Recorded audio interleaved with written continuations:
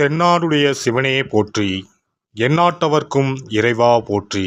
அனைத்து தமிழ் உள்ளங்களுக்கும் கனிவான வணக்கங்கள். நிகழும் மங்களகரமான குரோதி ஆண்டு சித்திரை மாதம் 18ஆம் நாள் புதன்கிழமை அன்று சித்தயோகம் கூடிய நன்னாளில் இந்த மகத்தான மே மாதம் பிறக்கின்றது.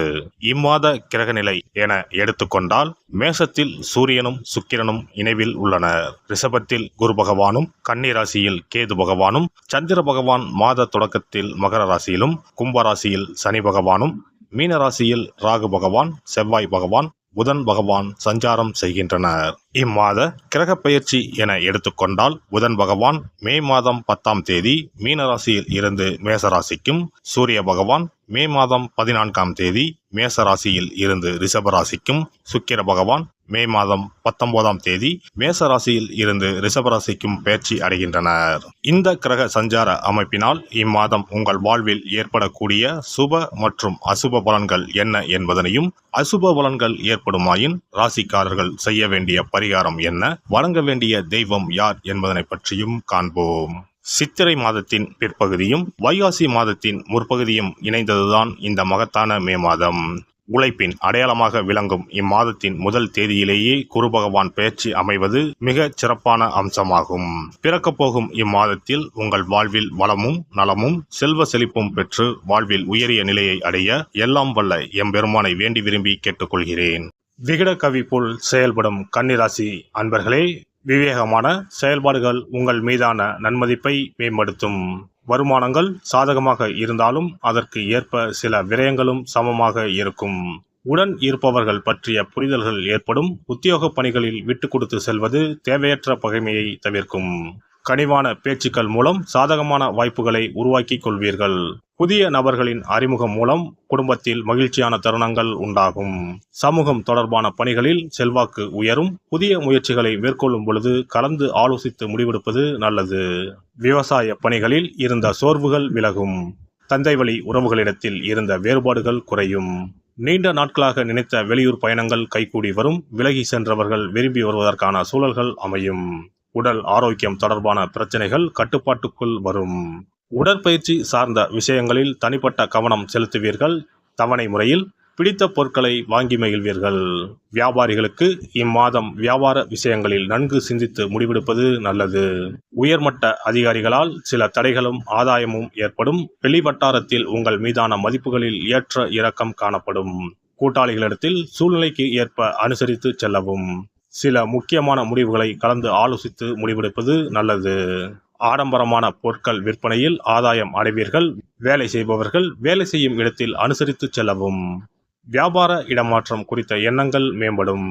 பணிபுரிவோருக்கு உத்தியோக பணிகளில் சில தவறுகளை சரி செய்து கொள்வதற்கான வாய்ப்புகள் ஏற்படும். மேல் அதிகாரிகள் ஆதரவாக செயல்படுவார்கள். எதிர்பாராத சிலரின் ஒத்துழைப்புகள் மூலம் நீண்ட நாள் தடைப்பட்ட பணிகளை செய்து முடிப்பீர்கள். ஊதிய உயர்வுகளில் இருந்த தாமதங்கள் விலகும். பணி நிமித்தமான பயணங்கள் மேற்கொள்வதற்கான சூழல்கள் அடிக்கடி ஏற்படும். கலைத்துறையில் இருப்பவர்களுக்கு முயற்சிக்கு ஏற்ப புதிய வாய்ப்புகளும் ஒப்பந்தங்களும் சாதகமாக அமையும். உடல் ஆரோக்கியம் தொடர்பான பிரச்சனைகள் குறையும். சிந்தனைகளில் தெளிவு பிறக்கும். ரசிகர்களிடத்தில் கனிவுடன் நடந்து கொள்வது நல்ல மாற்றத்தை உண்டாக்கும். அடிக்கடி வெளியூர் பயணங்கள் மேற்கொள்வதற்கான சூழல்கள் அமையும். வரவுகள் தேவைக்கேற்ப இருந்தாலும் செலவுகளும் அதற்கு நிகராகவே இருக்கும். பயனற்ற விவாதங்களை தவிர்ப்பது நல்லது. அரசியல்வாதிகள் சூழ்நிலை அறிந்து செயல்படுவது பல வழிகளில் முன்னேற்றத்தை உண்டாக்கும். வருமான உயர்வு குறித்த விஷயங்களில் நேர்மையை கடைபிடிப்பது நல்லது. கட்சி மேலிடத்தின் ஆதரவுகள் மனதளவில் புதிய தன்னம்பிக்கையும் செயல்களில் வேகத்தையும் ஏற்படுத்தும். தொண்டர்களிடத்தில் மதிப்பும் மரியாதையும் உயரும். கடினமான சூழ்நிலைகளை சமாளிக்கக்கூடிய மனப்பக்குவமும் தைரியமும் தன்னம்பிக்கையும் மேம்படும். பெண்களுக்கு சுபகாரியம் தொடர்பான முயற்சிகள் கைகூடும். புதிய சேமிப்பு திட்டங்களில் விதிகளை அறிந்து சேர்வது நல்லது. குழந்தைகளிடத்தில் அனுசரித்தும் விட்டு கொடுத்தும் போவது மன அமைதியை ஏற்படுத்தும். நெருக்கமானவர்களுக்கு கடன் வாங்கி கொடுப்பதை தவிர்ப்பது நல்லது.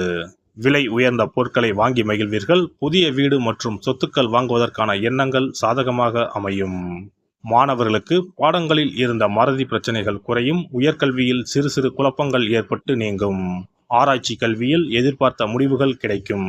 விளையாட்டு விஷயங்களில் கவனத்துடன் செயல்படவும். விருப்பப்பட்ட பாடப்பிரிவுகளில் படிப்பதற்கான வாய்ப்புகள் உண்டாகும். சிந்தனை போக்கில் சற்று கவனத்துடன் இருப்பது நல்லது. வெள்ளிக்கிழமை தோறும் மகாலட்சுமி வழிபாடு செய்து வர வாழ்க்கையில் சுபிட்சம் ஏற்படும். இம்மாத துவக்கத்திலேயே குரு பெயர்ச்சி இருப்பதனால் உங்களுக்கு அருகில் உள்ள குரு பரிகார ஸ்தலங்களுக்கு சென்று குரு பகவானை வணங்கி வரலாம். குரு பகவான் திட்டை வசிஷ்டேஸ்வரர் ஆலயத்தில் சுவாமிக்கும் அம்பாளுக்கும் இடையில் ராஜகுருவாக எழுந்தருளி அருள்பாலித்து வருகிறார். இவருக்கு இந்த தலத்தில் ஆண்டுதோறும் குரு பெயர்ச்சி விழாவும் அதனையொட்டி லட்சார்ச்சனையும் குரு பரிகார ஹோமங்களும் சிறப்பாக நடைபெற்று வருகின்றன. இங்குள்ள குரு பகவானை வேண்டினால் கல்வி செல்வம், பொருள் செல்வம், குழந்தை செல்வம் உள்பட அனைத்து செல்வங்களும் எளிதில் கிட்டும். சிறப்பு பதிவு. இனி அக்ஷய திருதியை 2024 எப்போது, இந்த நாளில் எப்படி வழிபட்டால் தங்கம் சேர்ந்து கொண்டே இருக்கும் என்பதனை பற்றி காண்போம். அக்ஷய திருதியானது ஒவ்வொரு ஆண்டும் சித்திரை மாத வளர்பிறையில் வரும் திருதியை திதியில் கொண்டாடப்படுகிறது. 2024 ஆண்டில் மே மாதம் 10ஆம் தேதி வெள்ளிக்கிழமை வருகிறது. அன்று காலை 6:33 துவங்கி மே 11ஆம் தேதி காலை 4:56 வரை திருதியை திதி உள்ளது. மகாலட்சுமிக்கு மங்களகரமான வெள்ளிக்கிழமையில் இந்த ஆண்டு அட்சய திதியை வருவதால் இது கூடுதல் சிறப்புடையதாகவும் அதிக முக்கியத்துவம் வாய்ந்த நாளாகவும் கருதப்படுகிறது. இந்த ஆண்டு அட்சய திருதியை அன்று அபுஜ முகூர்த்தம் இணைந்து வருகிறது. அன்றைய தினம் நாள் முழுவதும் அபுஜ முகூர்த்தம் உள்ளது. அபுஜ முகூர்த்தத்தில் எந்த காரியத்தை துவங்கினாலும் அது வெற்றி அடையும் என்பது நம்பிக்கை.